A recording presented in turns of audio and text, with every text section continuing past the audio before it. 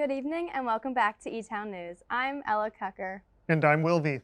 The Lunar New Year celebration, the 125th anniversary trip to DC, and more coming up after this. Elizabethtown College has their own student-run radio station here in Steinman. Students in any year can join to be a DJ and there's no prior experience needed. We have many great DJs for this semester. To listen to our DJs, tune in on the radio or use the TuneIn app to listen to WWEC 88.3, The Sound of Elizabethtown. Elizabethtown College students once again enjoyed another night of bingo in the Cave on Friday, January 31st at 8 p.m. The Office of Student Activities hosted this Etown tradition, and like usual, the Cave was packed to the brim with students hoping to win one of the prizes. From Baltimore Aquarium tickets, 2 gift cards, to a Kindle Paper White, there was a prize for everyone to get excited about. Throughout the night, this excitement could not be contained. As anticipated, built with each number called, they played a variety of bingo games and ended with a game of Blackout, where students had to fill out the entire card to win. While most walked away without a prize, the smiles and cheers during each game signified another successful night of bingo. Join us tonight at 7 p.m. in the J Lounge as Etown welcomes internationally acclaimed spoken word poet Nick Corman. The event is a part of Etown's celebration of Black History Month, as Corman uses his poetry to teach African American history, address social issues, and advocate for mental health awareness.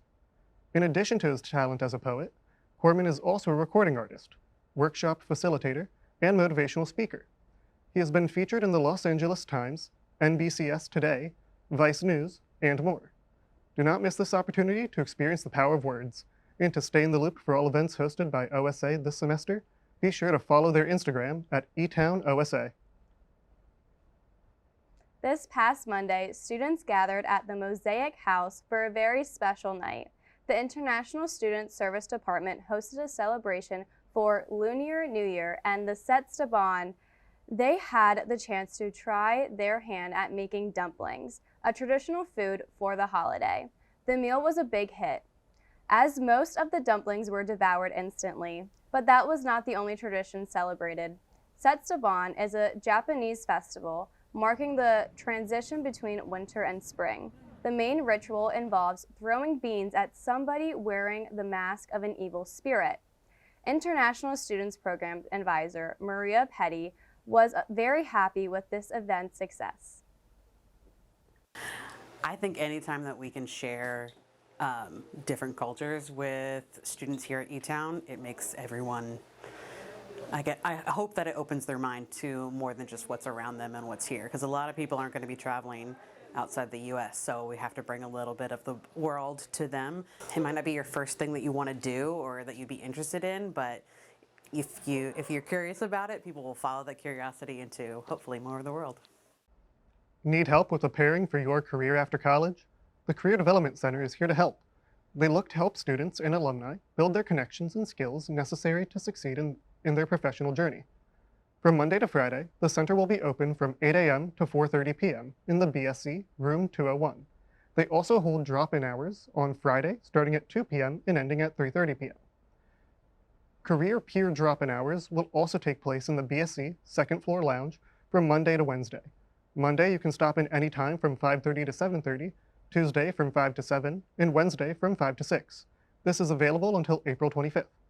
To contact them, you can email the center at careerdevelopmentcenter@etown.edu or call them at 717-361-1206.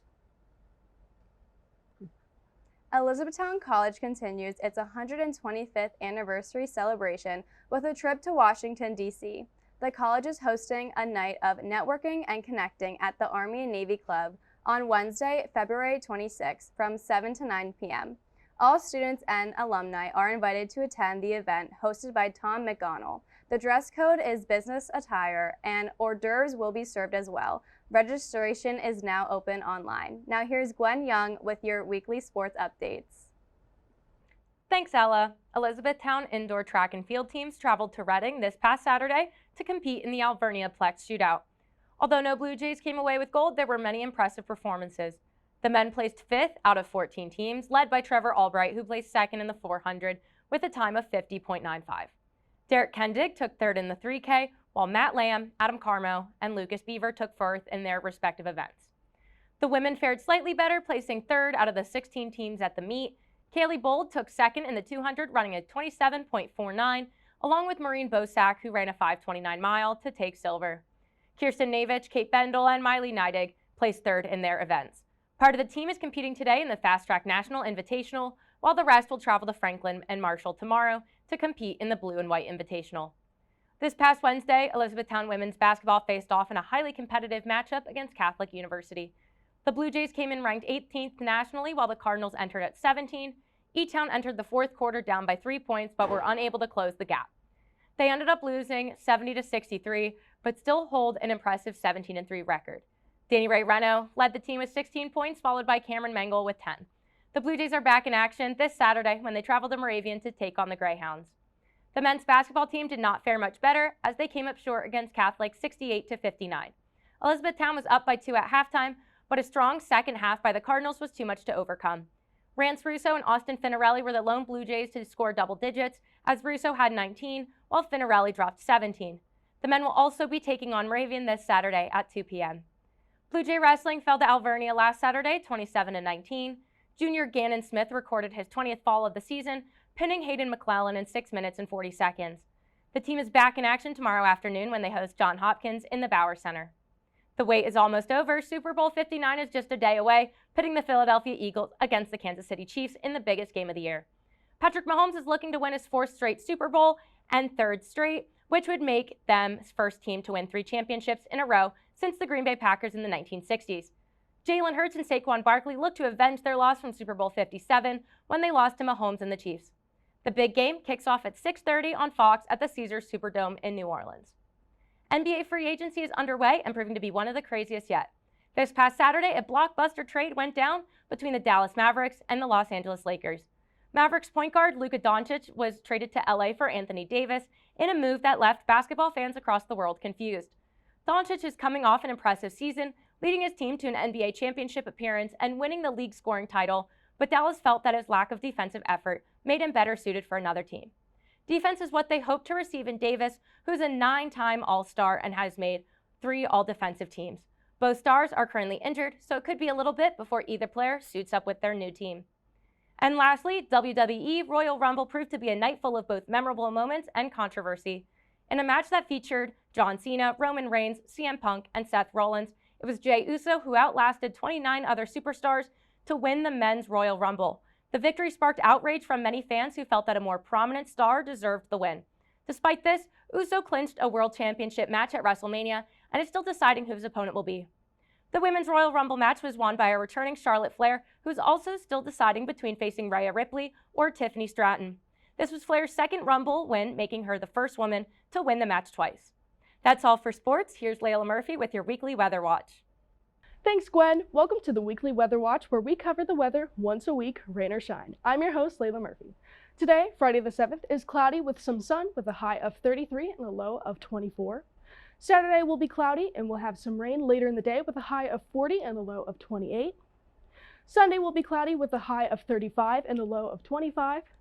We will see a mix of clouds and sun on Monday with a high of 37 and a low of 27. Snow will hit campus once again on Tuesday, and we will have a high of 34 and a low of 26. And Wednesday, we will have some snow showers in the evening with a high of 36 and a low of 28. And finally, the snow showers will continue into Thursday morning, when we will see a high of 35 and a low of 22. Thanks for tuning into the Weekly Weather Watch. I'm Layla Murphy. See you next week. Now back to Will and Ella in the studio. This past Saturday, Donald Trump placed tariffs on Canada, Mexico, and China. This choice made headlines because these countries are the biggest trading partners for the United States, with almost half of all U.S. imports, or $1.3 trillion, coming from them. U.S. importers can expect to pay a 25% tariff on imports from Canada and Mexico, and a 10% tariff on goods from China. This change is expected to hit the food, automotive, and energy sectors hardest. As a part of his first day in office, Donald Trump issued a freeze on foreign aid, resulting in many programs shutting down, as well as the loss of thousands of jobs. The newest victim of the policy is USAID, or the United States Agency for International Development. The agency was established by John F. Kennedy in 1961, head of the Department of Government Efficiency. Elon Musk has announced his intention of shutting it down. According to a report published by the Nonpartisan Congressional Research Service, the U.S. spent about $40 billion on foreign aid in 2023. The shutdown of aid programs is a huge loss globally, as the United States is the largest provider of humanitarian assistance. Despite this fact, foreign assistance only makes up less than 1% of the U.S. budget. The 67th annual Grammys took place this past Sunday in Los Angeles, California. Kendrick Lamar led the pack, taking home 5 Grammys, all for his song Not Like Us. He continues to profit off his beef with Drake nearly 6 months later. Beyoncé won both Album of the Year and Country Album of the Year with her hit record, Cowboy Carter. She has now won 35 Grammys, the most of all time. Other notable winners included Chappell Roan, Sabrina Carpenter, Lady Gaga, and Bruno Mars, while Taylor Swift and Billie Eilish went home empty-handed. The biggest controversy of the night came when hip-hop star Kanye West hit the red carpet. It was the first time for him since 2015, as he was nominated for Best Rap Song and appeared with his wife, Bianca Censori. The two pulled off a stunt that saw Censori exposing herself in a see-through dress. After being escorted out, West declared victory over the Grammys, claiming that his wife was the most Googled person on the internet. It's unclear whether or not the award show knew they were in a competition. And lastly, Justin and Hailey Bieber appeared happier than ever following a night out in New York City. The couple were seen getting dinner following a rough couple weeks. Rumors of divorce spread quickly after Justin unfollowed his wife on Instagram, which he claimed was a result of a hacker. The two claim everything between them is fine, and any divorce talk is nothing more than just rumors. That's all for this week, Jays. Be sure to follow us on Instagram and Facebook at ECTV40 for all the latest updates on our shows. I'm Will Veith. And I'm Ella Kocher. Have a great week, and remember to Take flight, Etown.